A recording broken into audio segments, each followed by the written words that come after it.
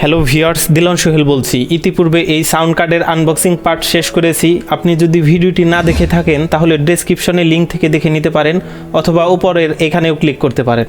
আজকে এই sound card review করার চেষ্টা করব, সেই সাথে জানানোর চেষ্টা করব এই সাউন্ড কার্ডের মধ্যে কি কি ফিচার আছে এবং এর বিল্ড কোয়ালিটি কী রকম, সেই সাথে পিসির সাথে কানেক্ট করে সরাসরি রেকর্ডিং করেও দেখাবো।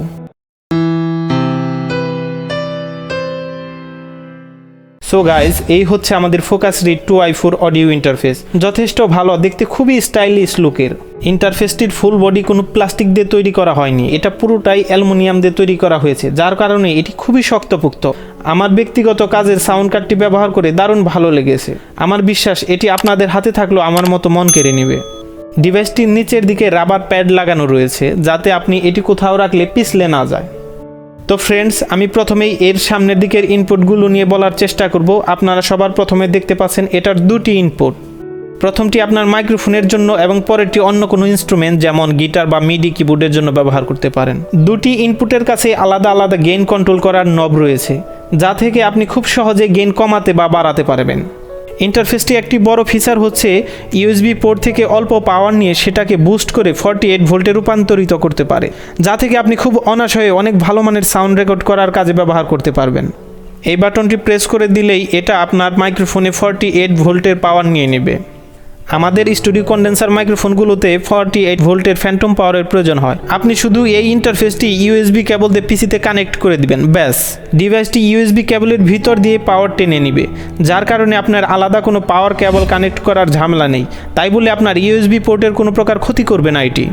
এই ডিভাইসটি দিয়ে আমি মাইক্রোফোন কানেক্ট করে সাউন্ড রেকর্ড করেছি, তাতে কোনো প্রকার নয়েজ রেকর্ড হয়নি এবং এর ডিফল্ট সেট করা গেইন এবং ভলিউম কন্ট্রোল থাকার পর পেয়েছি চমৎকার সাউন্ড। আমাকে নতুন করে কিছুই করতে হয়নি, তবে আপনার প্রয়োজন অনুসারে আপনি আলাদা আলাদা ঘুরিয়ে ঘুরিয়ে নবগুলো দেখতে পারেন। এখান থেকে আপনার মনিটরিং সাউন্ড স্টেরিও বা মনো করে শুনতে পারেন। এটা হচ্ছে রিয়েল টাইম মনিটর ভলিউম। এর সাহায্যে আপনার এই ডিভাইসটির টোটাল সাউন্ড কন্ট্রোল করতে পারবেন।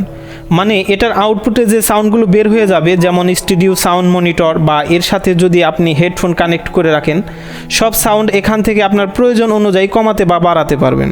এটা হলো হেডফোন কানেক্ট করার পোর্ট। এখানে আপনি হেডফোন কানেক্ট করে রিয়েল টাইম সাউন্ডগুলো শুনতে পারবেন। আপনার যদি খুব ভালো মানের স্টুডিও মনিটরিং হেডফোন হয়ে থাকে, সেক্ষেত্রে আলাদা স্টুডিও মনিটরিং স্পিকারের তেমন প্রয়োজন হবে না। আপনার কাজের সময় হেডফোন কানেক্ট করেই খুব ভালো মানের কাজ করতে পারবেন। আর এর উপরে যে নবটি আছে, এখান থেকে মেইন মনিটরিং সাউন্ড না কমিয়ে বাড়িয়ে শুধু হেডফোনের সাউন্ড বাড়াতে বা কমাতে পারবেন। এবার এই পিছনের আউটপুটগুলো নিয়ে আপনাদের একটু ধারণা দেই। এই দুইটা পোর্ট হচ্ছে স্টুডিও সাউন্ড মনিটরিং স্পিকারের জন্য। আপনার ইন্টারফেসটিতে যত ইনপুট করা সাউন্ডগুলো ঢুকবে তা আউটপুট হয়ে এই পোর্টের মাধ্যমেই আপনি স্পিকারে শুনতে পারবেন। এই 4টি আউটপুট দিয়ে আপনি যে কোনো ডিজে মিক্সার কানেক্ট করতে পারবেন। এই মিডি ইনপুটে আপনি অন্য কোনো মিডি ডিভাইস কানেক্ট করতে পারবেন। সেই সাথে এই মিডি আউটপুট থেকেও বাইরে সাউন্ড আউটপুট করে নিতে পারবেন। এটা হলো ইউএসবি পোর্ট, এর মাধ্যমে কেবল দিয়ে পিসিতে এই ডিভাইসটি কানেক্ট করতে হয়। তো মোটামুটি আপনাদের এর কোন পোর্ট বা নব কোন কাজে ব্যবহার হয় তার সম্বন্ধে ধারণা দেওয়ার চেষ্টা করলাম। এখন এটাকে ফুল সেট আপ করে ডিভাইসটি চেক করব, দেখতে থাকুন। প্রথমেই এই ইউএসবি কেবলের সাথে কানেক্ট করে দিলাম। ইউএসবির এই অপর প্রান্তটি পিসির সাথে কানেক্ট করলাম। এরপর মাইক্রোফোন কানেক্ট করে এক্সএলআর কেবল কানেক্ট দিচ্ছি। এরপর এটাকে অন করে দিচ্ছি, ব্যাস, কাজ শেষ। তো ফ্রেন্ডস, এখন যে কথাগুলো শুনতে পাচ্ছেন তা এই ডিভাইস দিয়েই রেকর্ড করা। আশা করছি সাউন্ডগুলো শুনে আপনারা বুঝতে পারছেন এটার কোয়ালিটি কেমন। আপনার যদি আরও ভালো মানের স্টুডিও কন্ডেন্সার মাইক্রোফোন থাকে, তবে এটা দিয়ে আপনি একদম প্রফেশনাল লেভেলের সাউন্ড রেকর্ড করতে পারবেন। আশা করছি ভিডিওটি ভালো লেগেছে। আর এই ডিভাইস নিয়ে আরও কিছু জানার থাকলে আমাকে কমেন্ট করতে পারেন, আমার সাধ্যমতো চেষ্টা করব আপনাদের জানাতে। সবার সুস্বাস্থ্য কামনা করে ভিডিওটি এখানেই শেষ করছি। ধন্যবাদ।